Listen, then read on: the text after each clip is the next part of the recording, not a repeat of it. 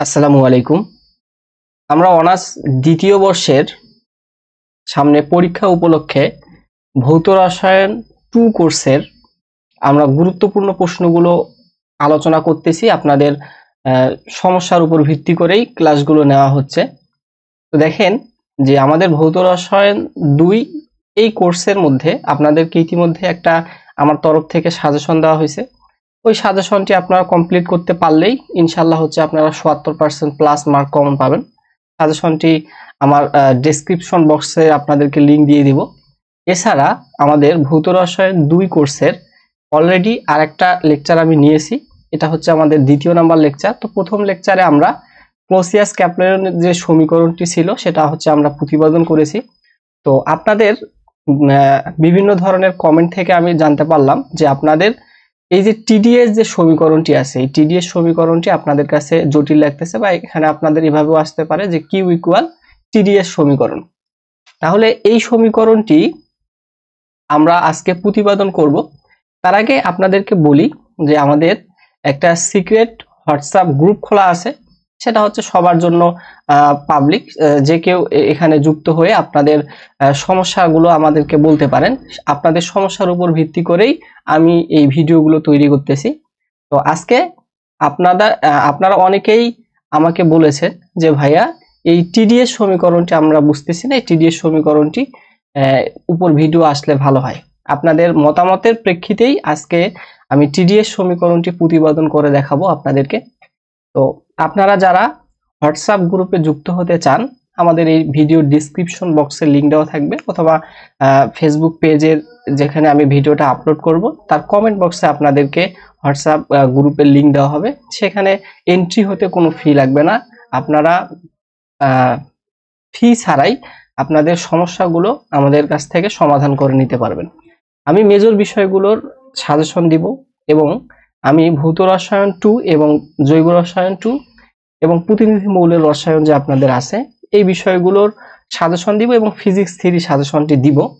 তো আজকে আমাদের টিডিএস সমীকরণটি আমরা প্রতিপাদন শুরু করি। তো টিডিএস সমীকরণটি প্রতিপাদন করার ক্ষেত্রে আপনাদেরকে আমি বলবো যে টিডিএস যে সমীকরণটি আছে, টিডিএস সমীকরণটি হচ্ছে কি আমাদের দুই প্রকার। একটা হচ্ছে প্রথম টিডিএস সমীকরণ, এবং আরেকটা হচ্ছে আমাদের দ্বিতীয় টিডিএস সমীকরণ। তো প্রথম যে টিডিএস সমীকরণটি আছে এটা হয় আমাদের স্থির আয়তনের ক্ষেত্রে আমাদের প্রথম টিডিএস সমীকরণ আমরা প্রতিপাদন করব। আর দ্বিতীয় যে টিডিএস সমীকরণটি আছে, দ্বিতীয় টিডিএস সমীকরণটি আমরা স্থির চাপের ক্ষেত্রে আমরা দ্বিতীয় টিডিএস সমীকরণটি হচ্ছে কি আমরা প্রতিপাদন করব।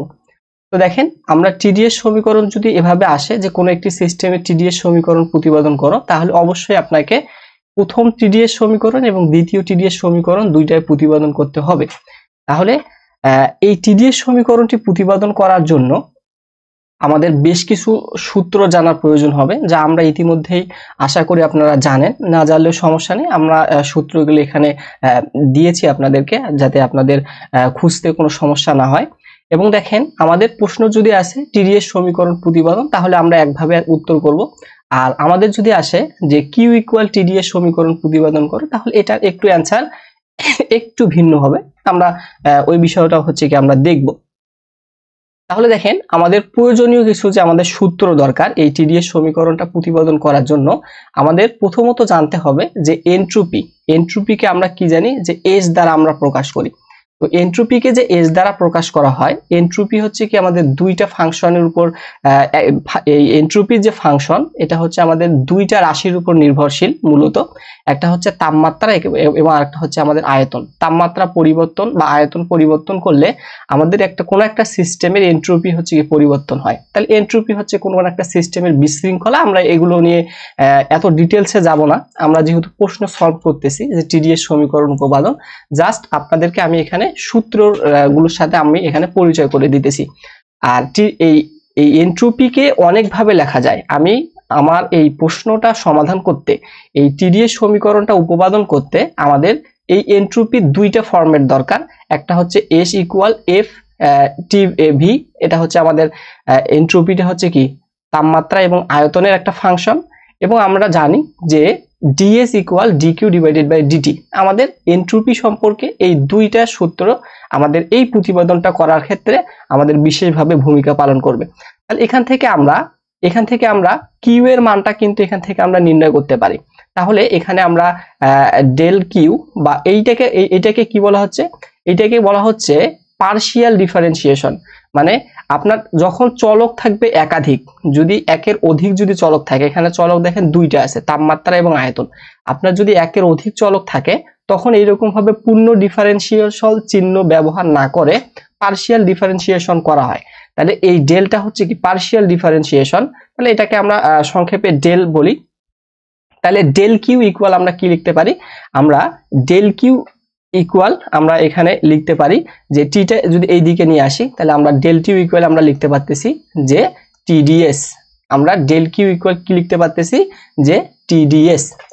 এখন আসি, এখন এই যে কিউটা আছে এই কিউটা কিন্তু ছোট হাতেরও আমরা লিখতে পারি আবার বড় হাতেরও লিখতে পারি, আমাদের প্রমাণে যেভাবে চাবে সেই প্রেক্ষিতেই আমরা কি হচ্ছে এটাকে ব্যবহার করব।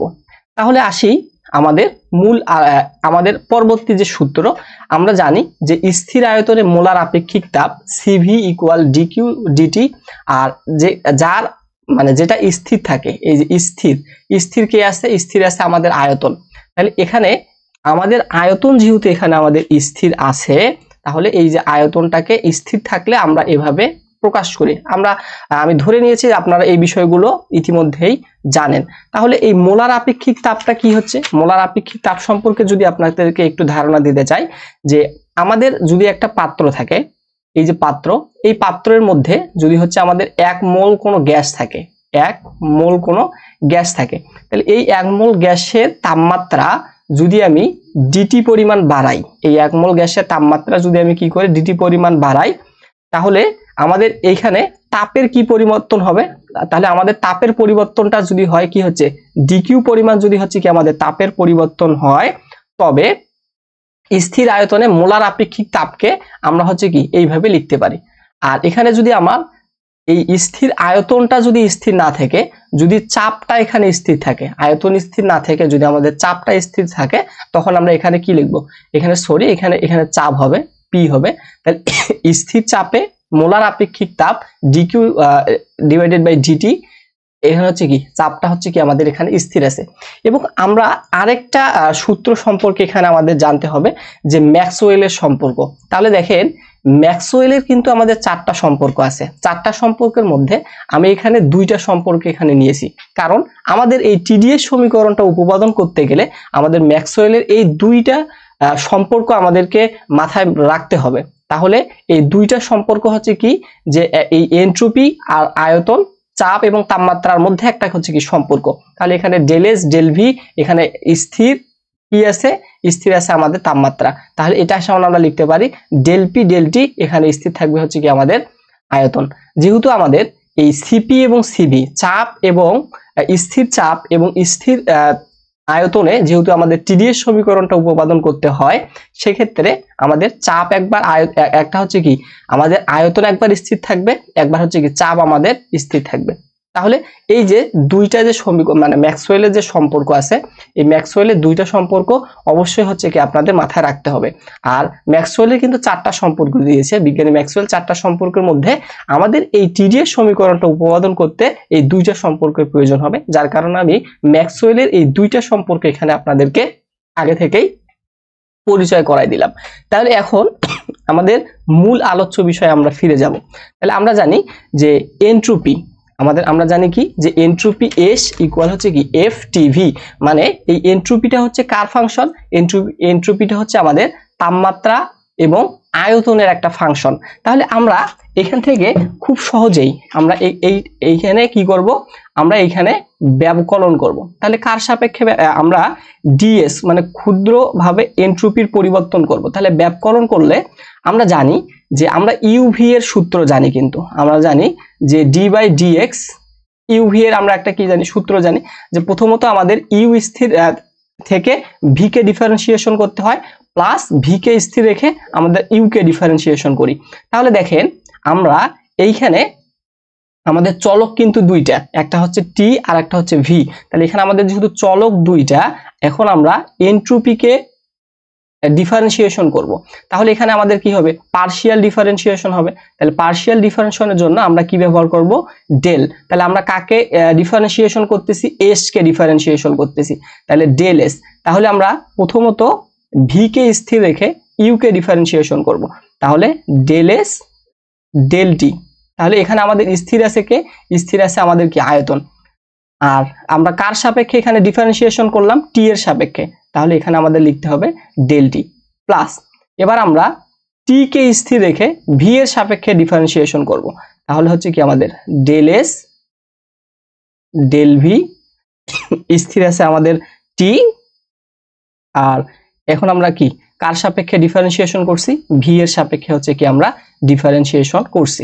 তাহলে আমরা এখানে কি করলাম, আমরা এইখানে এই টি কে টি এর সাপেক্ষে একবার ডিফারেন্সিয়েশন করছি, পার্শিয়াল ডিফারেন্সিয়েশন মানে আংশিক অন্তরীকরণ, আর ভি এর সাপেক্ষে একবার আমরা আংশিক অন্তরীকরণ করছি। আমি ধারণা করে নিতেছি যে আপনাদের অন্তরীকরণ এই পার্শিয়াল ডিফারেন্সিয়েশন নিয়ে কোনো প্রশ্ন থাকার কথা না। যদি থাকে তাহলে হচ্ছে আপনারা ক্যালকুলাস 2 এ এই বিষয় সম্পর্কে আপনারা বিস্তারিত জানতে পারবেন, আমি ওইদিকে যাচ্ছি না। তো দেখেন আমরা এখন কি করব, যে আমাদের সমীকরণে টিডিএস দরকার। আমরা সমীকরণটা কি প্রতিপাদন করতেছি, আমরা সমীকরণটা প্রতিপাদন করতেছি টিডিএস সমীকরণ। তো আমাদের দেখেন বাম পাশে কি আসছে, বাম পাশে আমাদের ডিএস আসছে। তাহলে আমাদের এখানে বাম পাশে আরেকটা কি দরকার, বাম পাশে আরেকটা আমাদের টি দরকার। তাহলে আমরা কি করব, এই যে সমীকরণটা আছে এই সমীকরণের উভয় পাশে আমরা টি গুণ করে দিব। তাহলে উভয় পাশে যদি আমরা এই সমীকরণের টি যদি গুণ করে দেই, তাহলে আমরা লিখতে পারি কি T dS equal del S del T V dT plus del S del V T dV. আমি কি করব, আমি এই যে সমীকরণটা আপনারা দেখতে পাচ্ছেন এই সমীকরণের উভয় পাশে আমি কি করব, টি হচ্ছে কি গুণ করে দিব। তাহলে উভয় পাশে আমি কি করে দিলাম, টি হচ্ছে কি আমরা গুণ করে দিলাম। তাহলে এখন আমরা এইটাকে কি দিব, 1 নম্বর সমীকরণ দেব। আমাদের এটাকে কি করব, আমরা 1 নম্বর সমীকরণ দেব। তাহলে এখন আমরা আসি, আমরা কি জানি যে আমরা এখানে প্রথম টিডিএস সমীকরণ কিন্তু উপপাদন করতেছি। এটা হচ্ছে কি টিডিএস সমীকরণটা হচ্ছে কি আমাদের প্রথম টিডিএস সমীকরণ আমরা এখানে উপপাদন করব। তাহলে এখানে আমি একটু লিখে দেই যে প্রথম টিডিএস সমীকরণ প্রতিপাদন। তাহলে প্রথম টিডিএস সমীকরণটা আমরা কিসের সাপেক্ষে করি, যে স্থির আয়তন। এখানে হচ্ছে কি আমাদের স্থির থাকবে কে, আয়তন থাকবে। তাহলে আবার এইখান থেকে আমরা প্রথম টিডিএস এর ক্ষেত্রে আমরা একবার হচ্ছে কি স্থির আয়তনে মোলার আপেক্ষিক তাপ সমান আমরা কি জানি, এই যে এই সম্পর্কটা জানি। তাহলে আমরা এখানে লিখতে পারি কি যে আবার আমরা এখানে লিখতে পারি কি যে C V equal del Q divided by হচ্ছে কি ডেল টি। যেহেতু হচ্ছে কি আমাদের আয়তনটা স্থির, এটা আমরা জানি যে স্থির আয়তনে মোলার আপেক্ষিক তাপ সমান আমরা লিখতে পারি ডিকিউ বাই ডেল ডিটি বা ডেল টি। এখানে আমাদের কি আয়তনটা স্থির।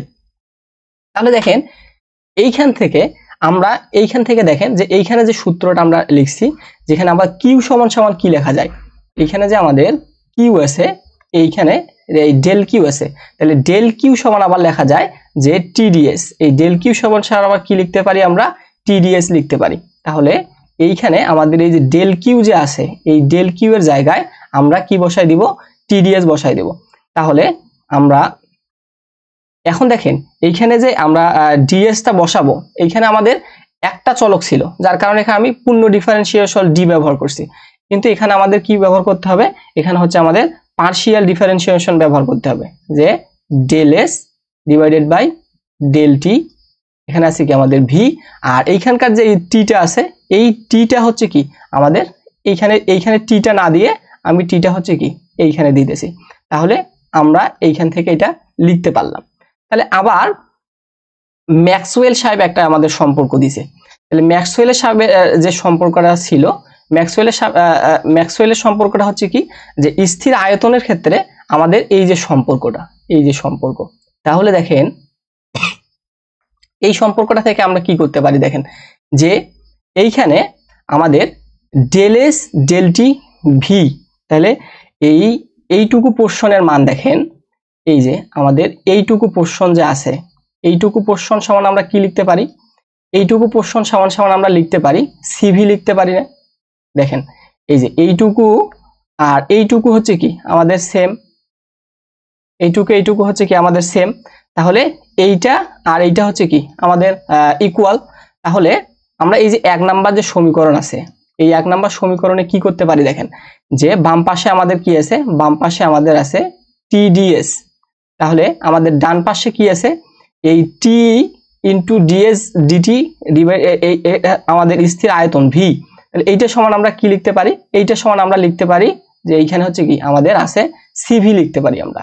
তাহলে এখান থেকে আমরা লিখতে পারি CV, আর এখানে আমাদের আছে কি DT, তাহলে এখান থেকে আমরা দিতে পারি DT প্লাস। এখন দেখেন ম্যাক্সওয়েলের যে সম্পর্ক ডেল এস ডেল ভি, এখন আপনার এইটুকু পোরশন দেখবেন, শুধু এইটুকু পোরশন, এইটুকু পোরশনে কি আছে যে ডেল এস ডেল ভি স্থির তাপ, তাহলে del S del V T, এই যে del S del V T equal আমরা কি পাচ্ছি, আমরা পাচ্ছি যে del P divided by del T V. তাহলে এখানে আমাদের কি আছে, এখানে আগে থেকেই ছিল হচ্ছে কি আমাদের টি, আর del S del V T এটা সমান আমরা লিখতে পারতেছি কি যে del P divided by del T V, আর এখানে আমাদের কি ছিল, এখানে হচ্ছে আমাদের ছিল হচ্ছে কি ডিভি। এখন দেখেন আমাদের এই যে আমরা সমীকরণটা প্রতিপাদন করলাম, এটা হচ্ছে কি আমাদের 2 নম্বর সমীকরণ। তাহলে এই 2 নম্বর সমীকরণটাই হচ্ছে কি আমাদের প্রথম TDS সমীকরণ, এই হচ্ছে কি আমাদের প্রথম TDS সমীকরণ। এখন কথা হচ্ছে আমাদের যদি এভাবে প্রশ্নটা আসে, আমাদের এই TDS সমীকরণ প্রতিপাদন করতে না বলে আমাদের যদি কি করতে বলে যে কিউ ইকুয়াল TDS সমীকরণ প্রতিপাদন করো, তখন আমরা কি করব, তখন আমরা এটাই করব, যেহেতু আমরা এখানে দেখেন প্রথমত এখানে কি করেছি যে স্থির আয়তন, আমরা এখানে কি করেছি যে স্থির আয়তনে মোলার আপেক্ষিক তাপ, এখানে আমাদের কি ছিল, এখানে হচ্ছে আমাদের কি স্থির আয়তনে মোলার আপেক্ষিক তাপ ছিল। তাহলে স্থির আয়তনে যেহেতু মোলার আপেক্ষিক তাপের আমরা ইয়া করতেছি, তাহলে এখানে স্থির আয়তনে এইখানে আমাদের ডেল ভির যে মানটা আছে, এই ডেল ভির মানটা হচ্ছে কি আমরা 0 বসায় দিতে পারি। তাহলে স্থির আয়তনের ক্ষেত্রে এই ডেল ভি ইকুয়াল কি, ডেল ভি ইকুয়াল 0, তাহলে এই পুরা পোরশনটুকুর মান কি হয়ে যাচ্ছে, পুরা পোরশনটুকুর মান এই যে সিভিডিটি, তাহলে সিভিডিটি ইকুয়াল এটা হচ্ছে কি এই ডিভির মান যদি 0 হয়ে যায়, তাহলে 0-র সাথে এই পুরোটা গুণ করলে কি হচ্ছে 0 হয়ে যাচ্ছে। তাহলে এখান থেকে আমরা লিখতে পারতেছি যে TDS ইকুয়াল হচ্ছে কি সিভিডিটি। এখন দেখেন এইখান থেকে দেখেন সিভিডিটি সমান আমরা কি লিখতে পারি, সিভিডিটি সমান আমরা লিখতে পারি যে ডিকিউ লিখতে পারি। তাহলে এই সিভিডিটি সমান আমরা ডিকিউ কিভাবে লিখতে পারি, এইটা হচ্ছে আমরা এই যে স্থির আয়তনে মোলার আপেক্ষিক তাপ যে সিভি, এটা সমান আমরা কি জানি যে ডিকিউ ইজুকস টু হচ্ছে কি আমাদের ডিটি, তাহলে এই ডিকিউ ইজুকস টু হচ্ছে কি আমাদের ডিটি। তাহলে এইখান থেকে আপনি এই ডিটিটাকে বাম পাশে নিয়ে আসেন, বাম পাশে নিয়ে আসলে থাকতেছে আমাদের সিভি ডিটি ইকুয়াল হচ্ছে কি আমাদের ডিকিউ।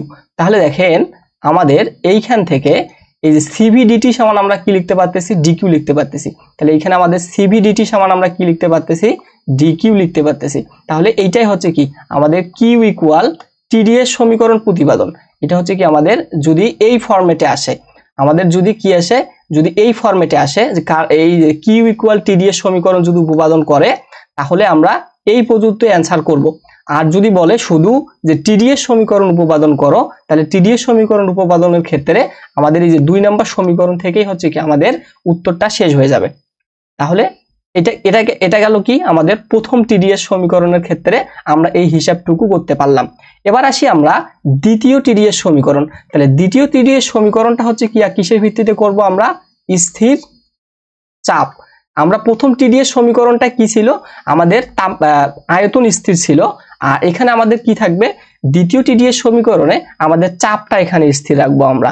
তাহলে এইখান থেকেও আমাদের এই একই ফরম্যাট অনুযায়ী আমরা যাব। তার আগে আপনাদেরকে বলি যে এই ভিডিওটি আপনাদের যদি ভালো লাগে বা ক্লাসটি যদি ভালো লাগে, তো অবশ্যই একটা কি লাইক করতে পারেন এবং আপনাদের সমস্যাগুলো কমেন্ট বক্সে জানাতে পারেন। এবং আপনারা যদি চান যে না আমি এই ভিডিওটা থেকে উপকৃত হচ্ছি, তাহলে একটু শেয়ার করে দিয়ে আপনাদের বন্ধুদেরকেও এই ভিডিওটি দেখার সুযোগ করে দিবেন। এবং আপনারা যদি আমার ইউটিউব থেকে এই ভিডিওটি দেখেন, তাহলে অবশ্যই ইউটিউবটিকে একটু কি করে দিবেন, সাবস্ক্রাইব করে দিবেন। তাহলে আমরা এখন প্রমাণ করব কি যে টিডিএস সমীকরণ বা এটাকে আমরা বলি যে দ্বিতীয় টিডিএস সমীকরণ আমরা প্রতিপাদন করব। তাহলে দ্বিতীয় টিডিএস সমীকরণের ক্ষেত্রেও আমরা সেম ভাবে আমরা অগ্রসর হব।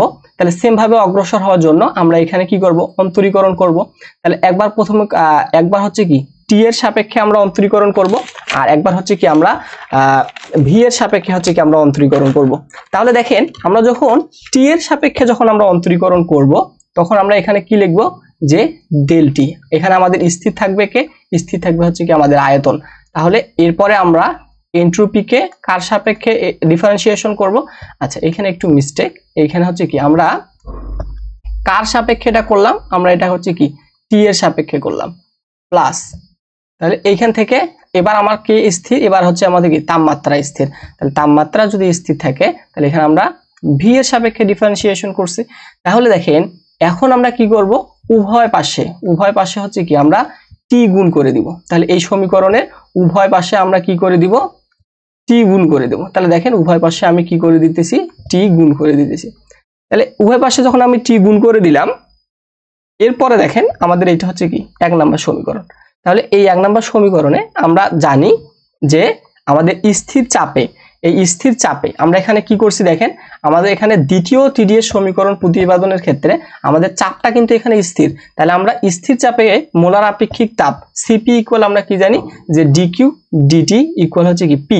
আবার এইখান থেকে আমরা জানি যে ডিকিউ এর মান, এই ডিকিউ এর মানটা হচ্ছে কি, এই ডিকিউ এর মানটা হচ্ছে আমরা লিখতে পারি যে T del S divided by del T P. আমরা ইতিমধ্যে জানি যে আগের অংশটুকুই আমরা এখানে দেখেছি যে ডিকিউ ইকুয়াল আমরা কি জানি, ডিকিউ আমরা এখান থেকে আমরা এই ফুল ফরম্যাটটা যদি আপনাদেরকে দেখাই, আমরা জানি যে কি ডিএস ইকুয়াল হচ্ছে কি যে del Q divided by T. তাহলে এখান থেকে আমরা ডিকিউ এর মানটা নিয়ে আসি।